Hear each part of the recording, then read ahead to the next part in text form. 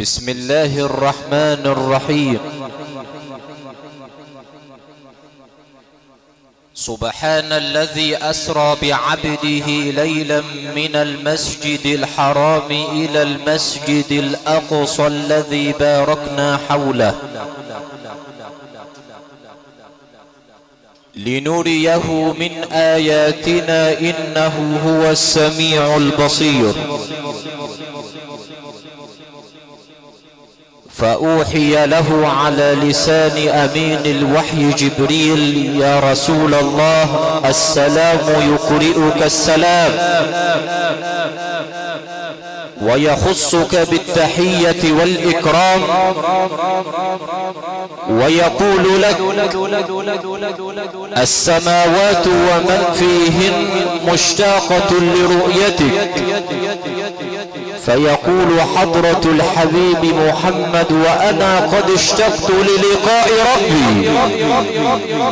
فيقول المعراج من الأرض إلى السماء بصحبة أمين الوحي جبريل، وإذا بالنور يتجلى ورفعة المقامات تظهر.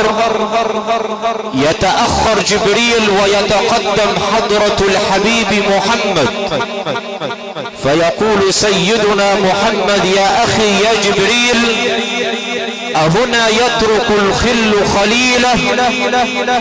قال: يا رسول الله، أنا لو تقدمت خطوة لاحترقت من نور الكمال، وأنت لو تقدمت خطوة لازددت من نور الكمال. فيقول الملك مرحبا بحبيبه حين يرى المصطفى نور ربه قائلا: التحيات لله المباركات والصلوات الطيبات. فيقول له ربه: السلام عليك أيها النبي ورحمة الله. فتقول ملائكة العرش: نشهد أن لا إله إلا الله وأن محمد رسول الله. اللهم صل على محمد وعلى آل محمد كما صليت على إبراهيم وعلى آل إبراهيم في العالمين إنك حميد مجيد. وبارك على محمد وعلى آل محمد كما باركت على إبراهيم وعلى آل إبراهيم في العالمين إنك حميد مجيد.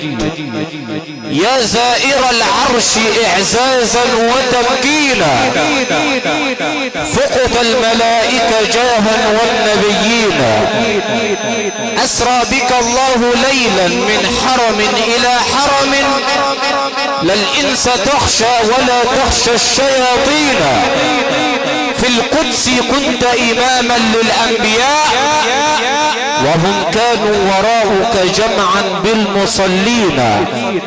يا ربي بحق معجزة المعراج تنصرنا لكي نعرف الحق والأخلاق والدين. الجمع الكريم، من هذه الرحاب الطاهرة ومن هذه الساحة العريقة لقاءات يسجلها التاريخ بماء من ذهب وحروف من نور.